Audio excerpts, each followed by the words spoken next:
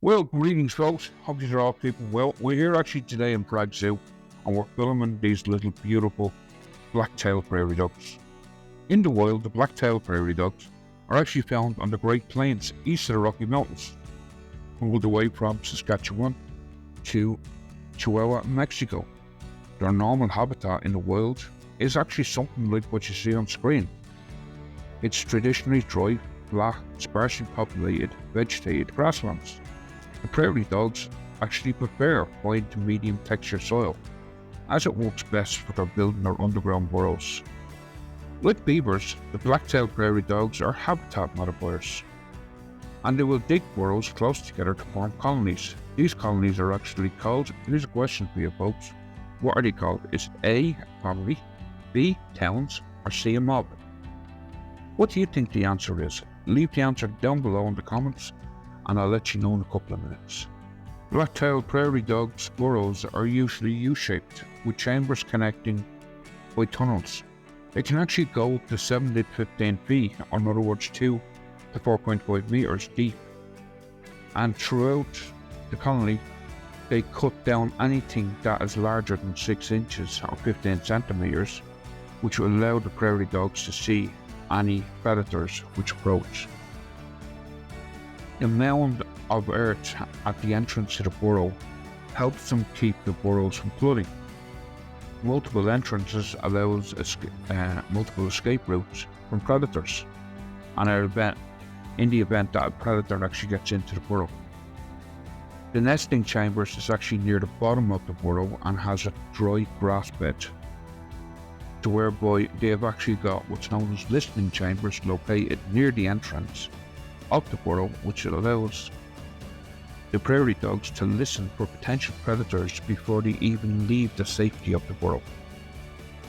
Now, as I said earlier on, black-tailed prairie dogs will dig burrows close together to form colonies. These colonies are called A, a family, B, towns, or C, mob.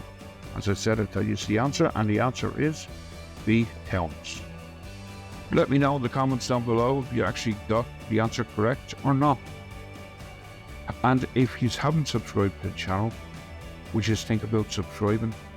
It doesn't cost anything, it's completely free, and it just helps me with the algorithm. Thank you so much. As I said, unfortunately, due to their small size, the black-tailed prairie dogs actually do have a lot of predators. And they're from coyotes to bobcats to eagle, hawks, foxes, badgers, and weasels. Actually, one fun fact, well, it's not really a fun fact, but the black-footed ferret is one of the rarest animals in North America, and it actually depends almost entirely on the prairie dog for food. The prairie dog's diet themselves is one of a herbivore, so grasses and leafy vegetables makes up 98% of the diet for the prairie dogs. But then occasionally, they will eat grasshoppers, cutworms, bugs, and beetles. Their primary herbivorous diet provides all the moisture content that they actually need, and these prairie dogs don't need to drink water.